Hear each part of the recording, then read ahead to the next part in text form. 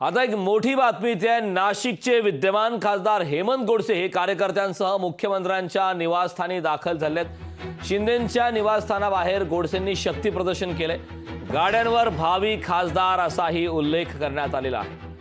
निवासस्थानाबाहेर गोडसेंनी शक्ती प्रदर्शन केलेलं आहे, तर गाड्यांवरती भावी खासदार असा उल्लेख देखील करण्यात आला आहे। खरं तर नाशिकची जागा ही नेहमीच नाशिकच्या जागेसंदर्भात मागच्या काही दिवसांपासून चर्चा सुरू आहे। हेमंत गोडसे यांचा पत्ता कट होणार का, या ठिकाणी नेमक्या काय घडामोडी घडणार? खरं तर या जागेवरती भाजपने देखील आग्रह केलेला आहे। मात्र आता जी मोठी अपडेट येत आहे त्याप्रमाणे एका पद्धतीने नाशिकचे विद्यमान खासदार हेमंत गोडसे यांनी शक्ती प्रदर्शन केलं।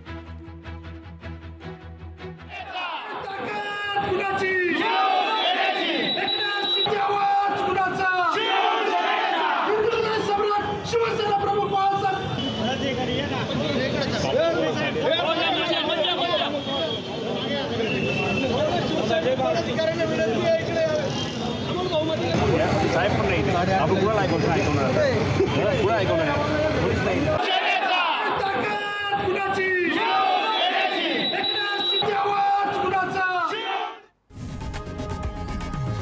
लोकशाही मराठी ऐका, पहा, जागरूक रहा।